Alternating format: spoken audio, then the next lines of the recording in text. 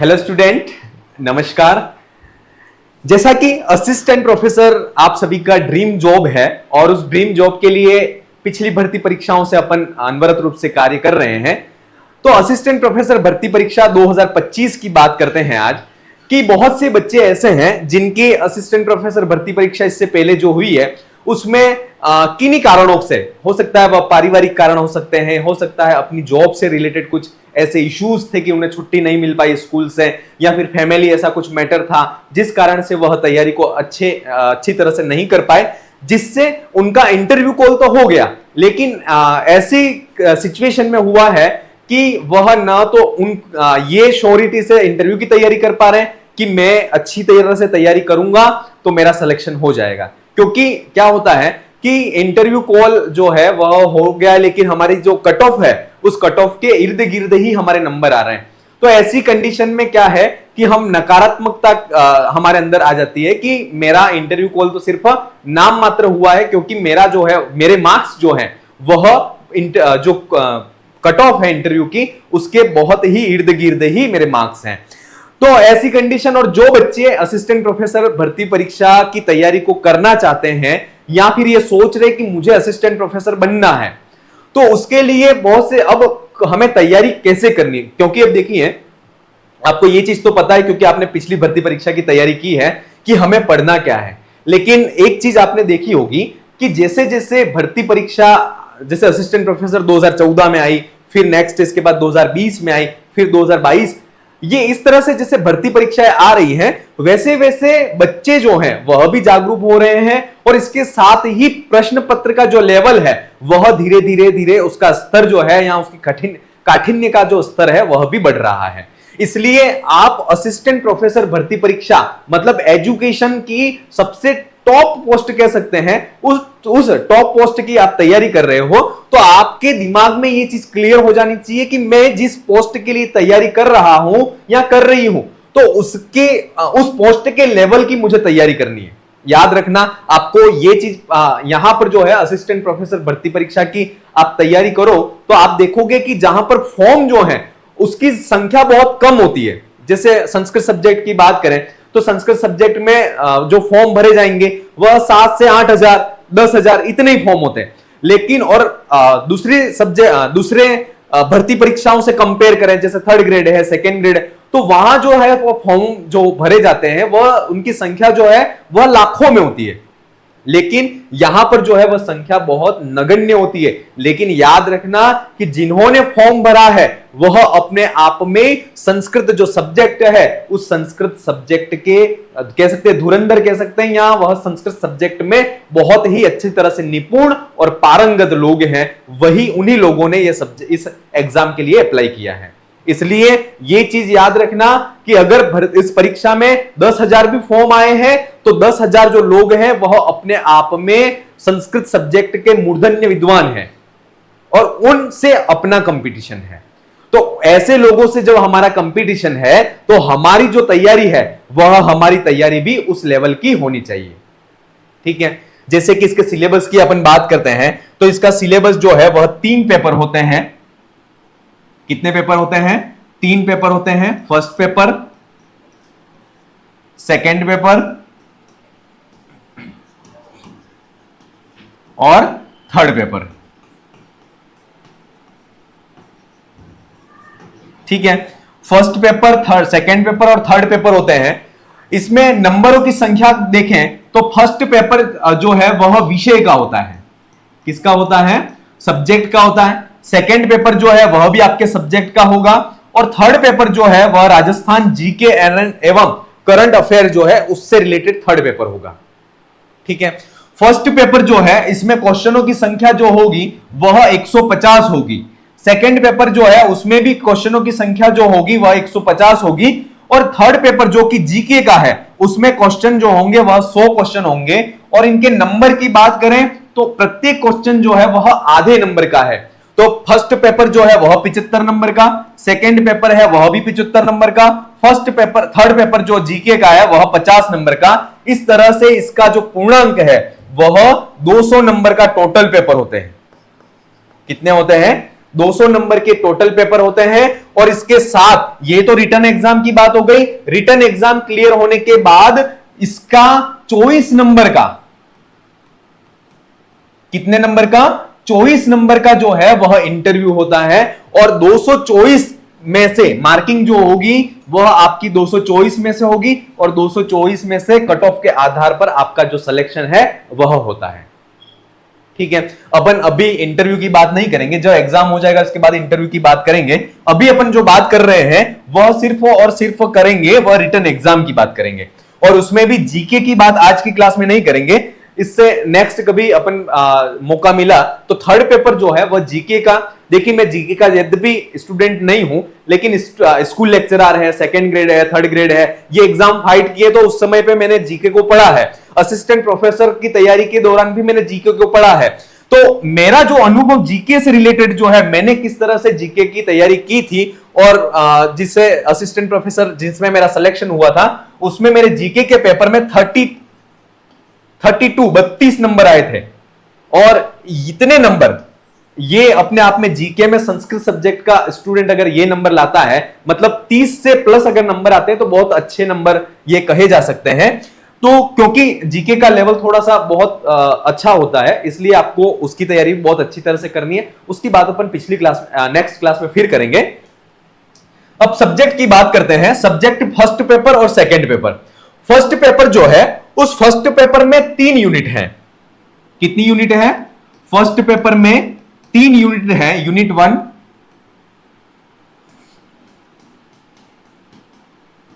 Unit 2 और unit 3। किसकी बात कर रहे हैं? तो ये फर्स्ट पेपर की बात कर रहे हैं। फर्स्ट पेपर में 3 यूनिट है और उसमें सबसे पहली यूनिट का नाम है वैदिक साहित्य। पहली यूनिट का नाम क्या है? वैदिक साहित्य।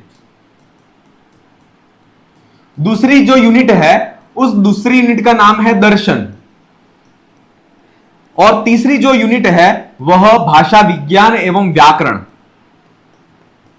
भाषा विज्ञान एवं व्याकरण, ये तीसरी यूनिट है। देखिए, अगर आप इसी प्लेटफॉर्म पर जो है वह असिस्टेंट प्रोफेसर भर्ती परीक्षा का फर्स्ट पेपर और सेकंड पेपर, इन दोनों पेपरों का संपूर्ण पाठ्यक्रम पर आधारित वीडियो लेक्चर और इसके साथ में नोट्स, इसके साथ में टेस्ट सीरीज, जिन लोगों ने लास्ट भर्ती परीक्षा में ज्वाइन की थी उनको पता है कि टेस्ट सीरीज का लेवल क्या था, उसकी व्याख्याएं जो थी वह किस लेवल की थी। ये सारी चीजें आपको पता ही है, जो लोग पहले से जुड़े हुए हैं। जो लोग नए हैं उनके लिए मैं कहना चाहूंगा कि असिस्टेंट प्रोफेसर भर्ती परीक्षा की आप तैयारी करना चाहते हैं तो इसी प्लेटफॉर्म पर जो है वह फर्स्ट पेपर और सेकंड पेपर, इन दोनों पेपरों के संपूर्ण पाठ्यक्रम पर आधारित जो लेक्चर है वह और इसके साथ में ही इसके नोट्स जो है वह आपको एप्लीकेशन में मिल जाएंगे। वीडियो के डिस्क्रिप्शन में आपको एप्लीकेशन का लिंक भी मिल जाएगा, तो वहां पर जाकर के आप एप्लीकेशन को डाउनलोड करके उस कोर्स से भी जुड़ सकते हैं। अब बात करते हैं वैदिक साहित्य, दर्शन, भाषा विज्ञान और व्याकरण। ये फर्स्ट पेपर में 3 यूनिट है। वैदिक साहित्य की बात करें तो वैदिक साहित्य में जो है वह वेदों का काल निर्धारण जो है वह विभिन्न विद्वान, भारतीय विद्वान और पाश्चात्य विद्वानों के द्वारा किस प्रकार से किया गया है उसका वर्णन है। कुछ विशेष सूक्त है इसमें, जैसे इंद्र सूक्त है, हिरण्यगर्भ सूक्त है, प्रजापति सूक्त है, नासदीय सूक्त है। ये कुछ विशेष सूक्त वैदिक सूक्तों के अंतर्गत है और इसमें वेद, वेदांग है, ब्राह्मण है, आरण्यक है, उपनिषद है। इसके बाद निरुक्त का विशेष अध्ययन, इसके बाद जो है वह निरुक्त का विशेष अध्ययन वह भी इसमें शामिल है।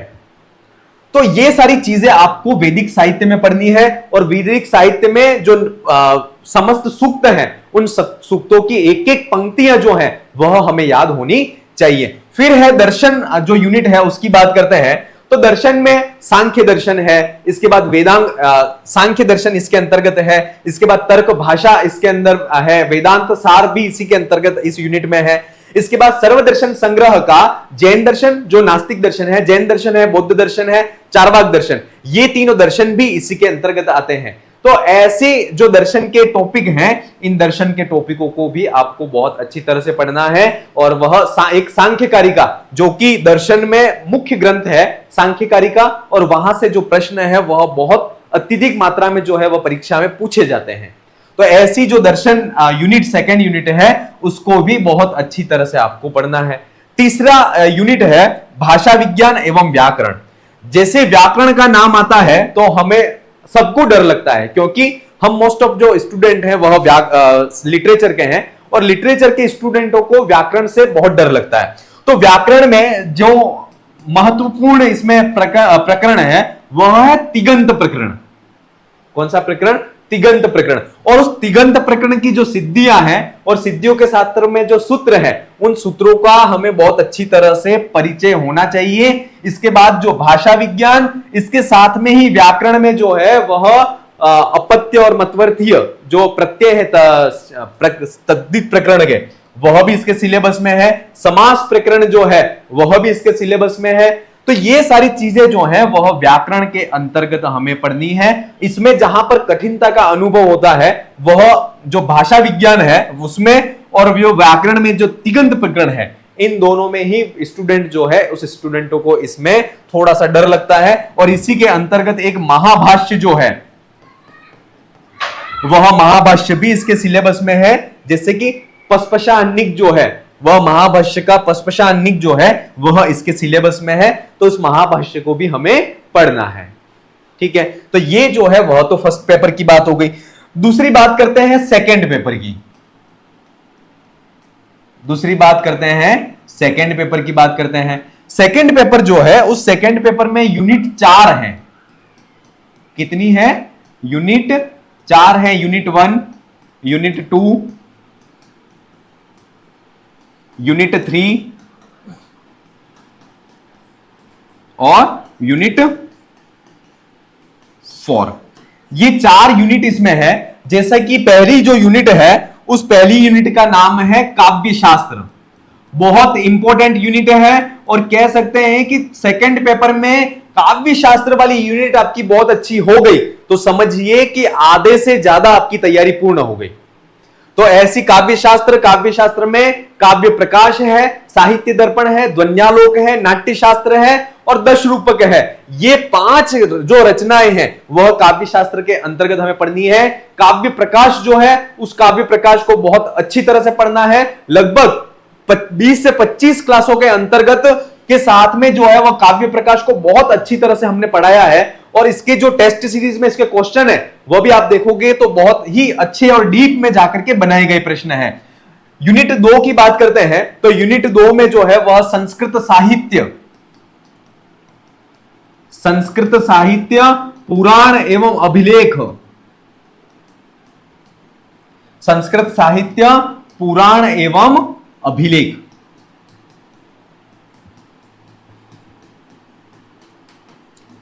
इस यूनिट में जो है वह स्मृति ग्रंथ आदि भी जो है वह इसी में है। जैसे मनुस्मृति है, याज्ञवल्क्य स्मृति है, ये स्मृति ग्रंथ इसमें है। रामायण है, महाभारत है, पुराण जो है ना, उन पुराणों का परिचय जो है वह पुराणों का परिचय भी इसी में है। और इसके बाद जो अभिलेख हैं, अशोककालीन जो अभिलेख हैं, उनका वर्णन, इससे संबंधित प्रश्न भी जो है वह इस यूनिट में पूछे जाते हैं। तो आपको इसमें जो है वह रामायण, महाभारत, पुराणों का सामान्य परिचय और इसके साथ में जो ये अभिलेख, ये जो टॉपिक है इसको भी बहुत अच्छी तरह से करना है। इसका यद्यपि मैटर जो है वह कहीं से मिलता नहीं है, लेकिन आप नेट पर ढूंढोगे या फिर इतिहास की किताबों को उठा करके देखोगे तो वहां से इसका मैटर आपको मिल जाएगा। तीसरी जो यूनिट है वह है गद्य पद्य नाटक और चंपू।